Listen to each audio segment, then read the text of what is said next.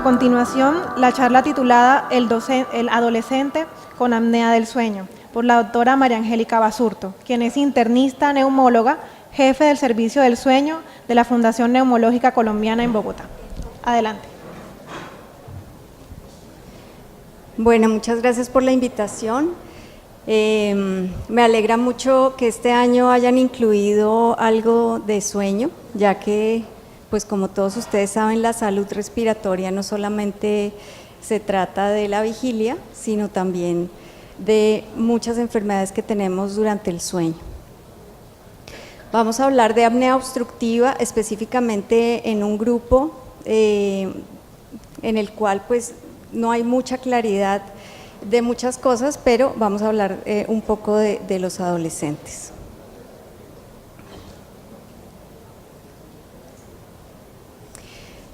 Vamos a ver un poco de cambios que suceden en la adolescencia. Después vamos a recordar la definición del síndrome de apnea e hipopnea obstructiva del sueño, la prevalencia en los adolescentes, algo de lo que conocemos de la fisiopatología en este grupo de edad y algo de diagnóstico y tratamiento.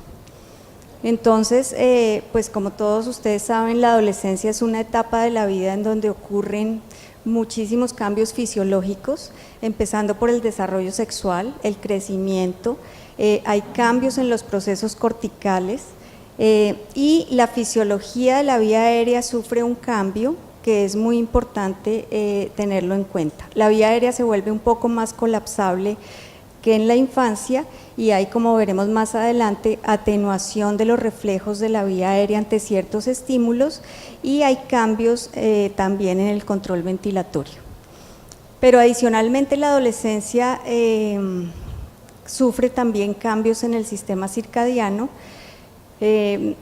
Usualmente se cree que el adolescente es perezoso, que se acuesta tarde, que se levanta temprano, que se levanta muy tarde o que si lo levantan temprano para ir al colegio o a la universidad está siempre cansado y con sueño, pues realmente no se trata solamente de que son cansones, sino que hay cambios fisiológicos que hacen, siguiente por favor, que haya un retraso fisiológico en el periodo de sueño nocturno. Entonces ellos fisiológicamente tienden a acostarse o a tener sueño más tarde y a estar todavía muy somnolientos temprano en la mañana.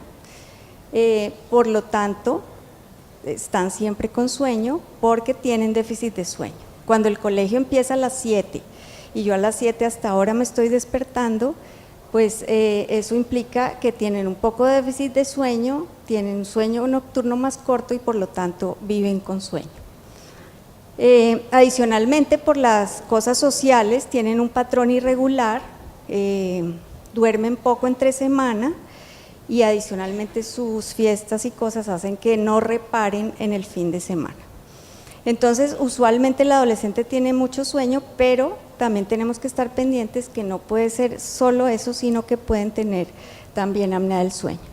Vamos a recordar un poco, aunque ya lo hemos visto hoy, pero pues se lo recuerdo en todo caso, el síndrome de apnea e hipopnea obstructiva del sueño es una enfermedad que se caracteriza por episodios repetitivos de obstrucción que puede ser parcial o total de la vía aérea, obviamente ocurre durante el sueño y estas obstrucciones se asocian a esfuerzos respiratorios, a desaturación intermitente, que ya lo hemos visto en el transcurso del día, que tiene muchas consecuencias, y fragmentación del sueño.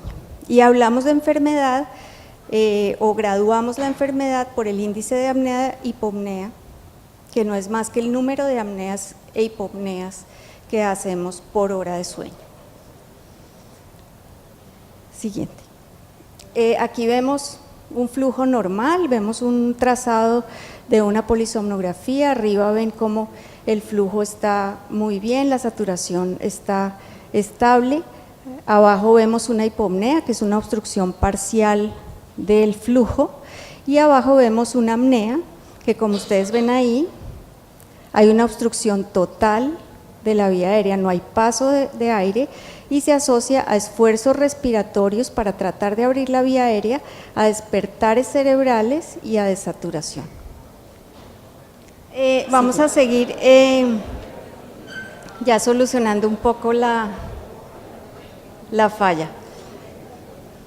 Bueno, les había traído un ejemplo de la frecuencia con la que estamos viendo apnea obstructiva del sueño en adolescentes. Les traía un polisomnograma de un paciente de 17 años que tiene un IAH de 42, o sea, es una apnea muy severa, pero tenía un índice de masa corporal como de 40. Una de las cosas que hay mucha controversia es cómo clasificamos la apnea obstructiva del sueño en los adolescentes, como niño o como adulto. Realmente la Academia Americana de Medicina del Sueño nos dice que en mayores de 13 años el criterio es del médico que interpreta el estudio, y estamos un poco en la libertad de decidir si tomamos el IAH de niños o de adultos.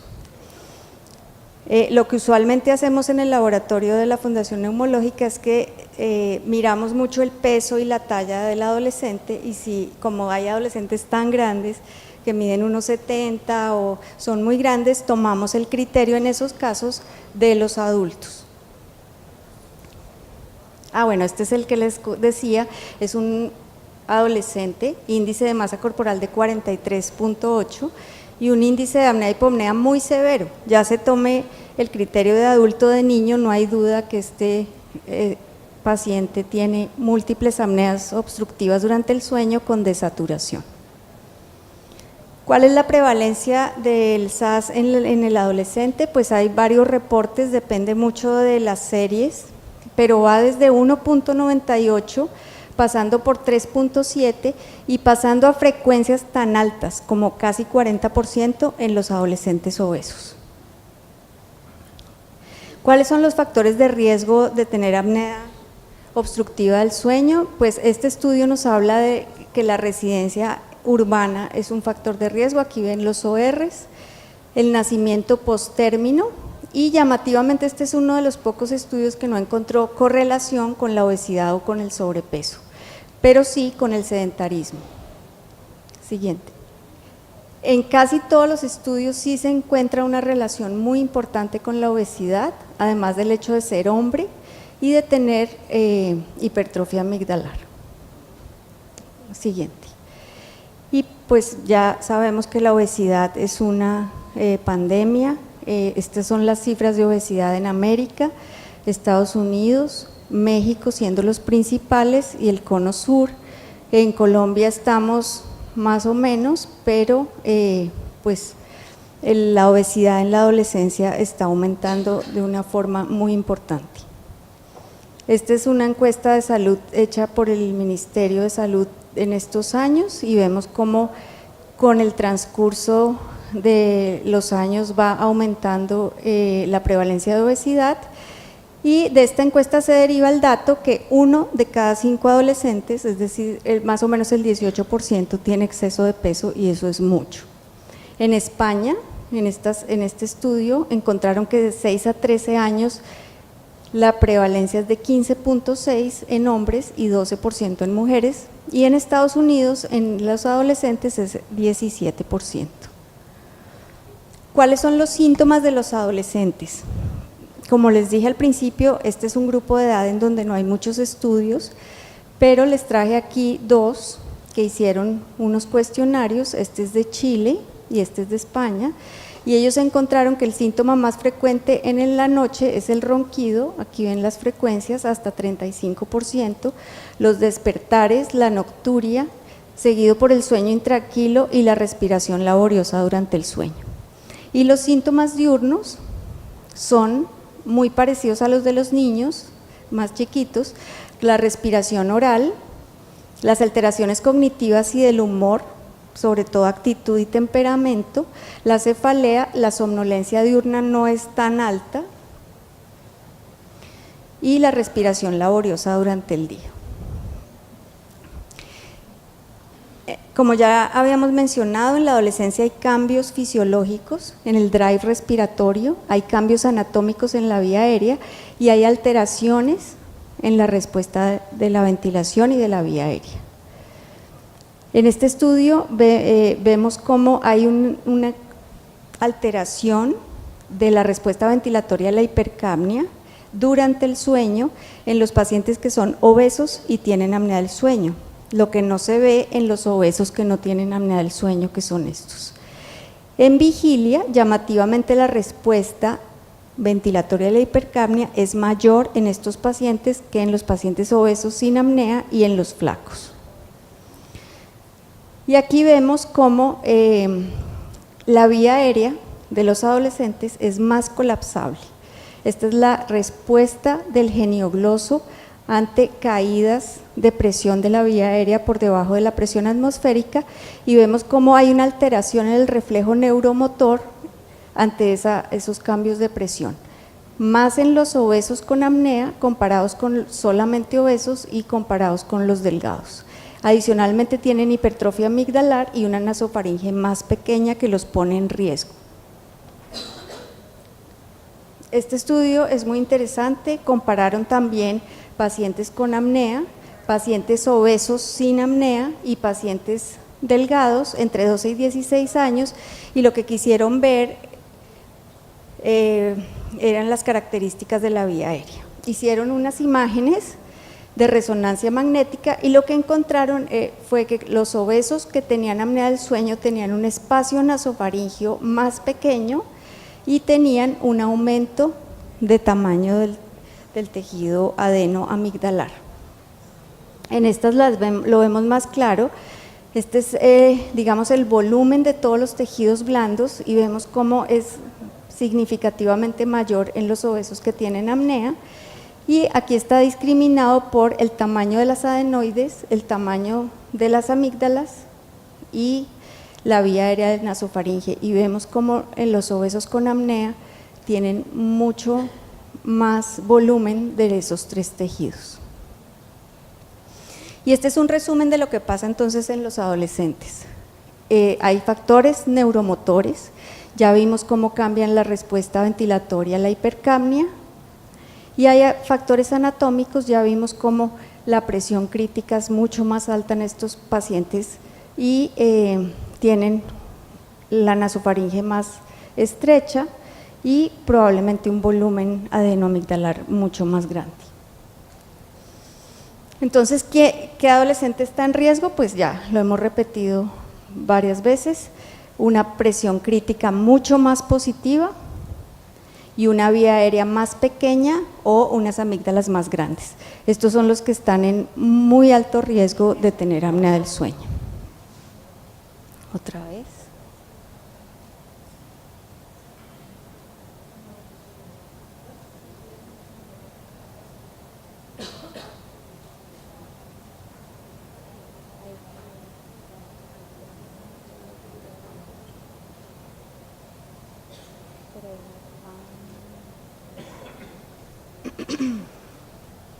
Bueno, vamos a seguir porque si no el tiempo se nos… ¿Cómo se hace el diagnóstico en los adolescentes? Pues igual que en los adultos. La historia clínica es muy importante, aunque este grupo es especialmente difícil porque el sueño en el día no es muy claro si es por sus hábitos o por la apnea. Pueden tener o no mal rendimiento escolar y pues los síntomas durante el sueño que ya vimos. Pero la historia clínica, como nos decía la doctora Dueñas, no es suficiente en apnea del sueño. Hay pacientes que no tienen muchos síntomas y lo pueden tener, solamente ronquido, entonces es necesario hacer un estudio diagnóstico, ya sea un polisomnograma en el laboratorio, ya sea un polisomnograma en la casa o una poligrafía respiratoria. Sin embargo, en este grupo de edad, la poligrafía no está muy validada. Este es uno de los estudios. En niños pequeños no fue tan bueno. Esta es una validación de un polígrafo que se llama Apnea Link, que tiene simplemente una cánula, el oxímetro y una banda. Pero parece que en mayores de 10 años es un poco mejor el rendimiento. Fíjense, este es el IAH en el polisomnograma y este es el IAH de la lectura manual del Apnea Link. Sin embargo, fíjense que si tenemos en cuenta los parámetros de adultos, este niño, por decir algo, sería normal y este sería anormal. Entonces, hay que tener mucho cuidado en este grupo de edad si vamos a usar poligrafía. ¿Cuáles son las consecuencias de la apnea del sueño? Ya María Isabel nos había contado en la mañana que la hipoxia intermitente tiene muchas consecuencias de todo tipo. En estos pacientes lo que más se ha estudiado, como son obesos, son las consecuencias metabólicas, pero eso digamos que nos pone un poco en dificultad porque no sabemos si estos cambios son por la obesidad o por la apnea del sueño. Entonces la obesidad, la obesidad trae grasa visceral. Esta grasa visceral ustedes saben que produce una cantidad de adipoquinas que producen inflamación, hay aumento de niveles de leptina, pero hay resistencia a la leptina y hay mediadores inflamatorios que los que más se han definido son la interleuquina 6 y la proteína C reactiva. Esta hipoxia intermitente también se ha relacionado en algunos estudios con aumento del colesterol, de las transaminasas, con una disminución del HDL y todo esto con lo que más se relaciona es con el índice de saturación. Este es un estudio donde vieron que a medida que aumenta la severidad de la apnea del sueño hay mucho más síndrome metabólico. Aquí vemos un IH mayor de 10, o sea, son pacientes que si tenemos en cuenta el criterio de niños son severos y fíjense que la prevalencia del síndrome metabólico es casi del 60%. Entonces, en pacientes que tienen apnea del sueño, sobre todo si son obesos, siempre hay que buscar síndrome metabólico y los pacientes que tienen síndrome metabólico y por lo menos sobrepeso, siempre hay que buscar apnea del sueño. Y también tiene consecuencias cognitivas, aunque los estudios no han sido, digamos, no se han puesto mucho de acuerdo, lo que sí se sabe es que sobre todo si son obesos hay alteraciones en la función ejecutiva, en la atención, estos pacientes son más susceptibles a síntomas de depresión y alteraciones de comportamiento. Y trastornos de aprendizaje, menos desempeño sobre todo en matemáticas y sistemas, en el funcionamiento ejecutivo, en la memoria y en la atención. Este estudio grande de 421, a diferencia de los otros que ya les mostré, no encontraron relación con la apnea obstructiva del sueño en todas estas alteraciones, sino solamente con la obesidad. El tratamiento en los adolescentes, si no hay literatura de lo que acabamos de hablar, menos del tratamiento.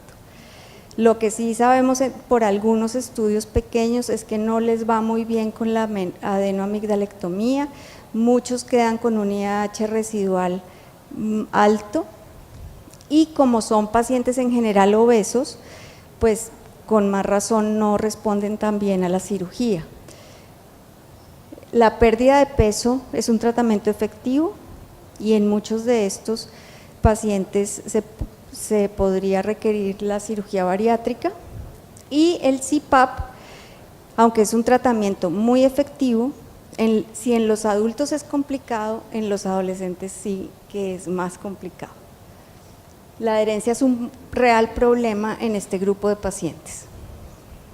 Aquí les traje este estudio que es muy interesante porque ellos solamente evaluaron la parte cualitativa de la herencia. Cogieron 3 grupos, el que sí lo usaba, el que lo usaba de vez en cuando y el que nunca lo usaba. Y aunque no se alcanza a ver mucho, pero estas son frases de los adolescentes o de sus padres que explican por qué lo usan o no. Y en una de estas dice, yo lo uso porque me dijeron que si no lo uso me voy a morir. Este dice, porque no me interesa. Y este dice, es que me quedo donde mis amigos y entonces yo qué voy a llevar eso, es que la máscara me produce ahogo, es que mi mamá molesta mucho y entonces yo no me lo pongo, pues porque son adolescentes. Parece que hacer grupos de pares, hacer grupos de adaptación a CPAP con edades similares, estrategias individualizadas y educación al paciente y a la familia podría tener un resultado, pero esto no está estudiado. Entonces, ¿qué hay que hacer? Pues educar al paciente, educar a la familia, promover la higiene de sueño, porque si uno se acuesta a las 2 de la mañana y se levanta a las 5 para ir al colegio, pues no hay forma de usar un CPAP, y si me voy de rumba viernes, sábado, pues tampoco, involucrar a la familia y tener una adecuada comunicación con este grupo de pacientes.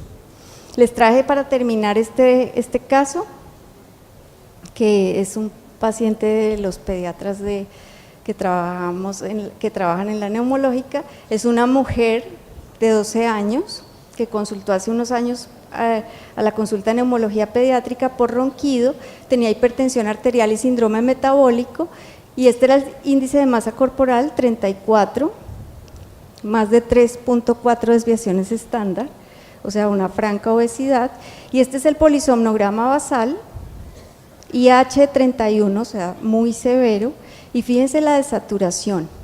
Tiene un tiempo de sueño por debajo de 85%, de 28%, y el 58% del tiempo de sueño tuvo una capnografía más de 40, que en Bogotá, pues ese es el valor que tenemos en cuenta para hablar de hipoventilación. Ella fue llevada a cirugía bariátrica y 2 años después pesaba 78 kilos, había crecido un poco y el índice de masa corporal 25.7, este es el estudio de control, bajó el IH a 15.9 dependiente de supino, o sea que se puede hacer una terapia posicional, y fíjense el cambio en la saturación, solamente tenía un T90 del 7%, que es normal. En conclusión, la obesidad en la adolescencia realmente hay que ponerle mucha atención, es un problema que está creciendo y que esto va ligado a la presencia de apnea del sueño. Definitivamente se necesita más investigación en este grupo de pacientes, no sabemos muchas cosas de este grupo, y el tratamiento es muy limitado porque lograr que un adolescente se adhiera al CPAP es muy difícil, y lograr que mantengan un peso cuando se ha logrado el peso ideal también es muy difícil. Muchas gracias.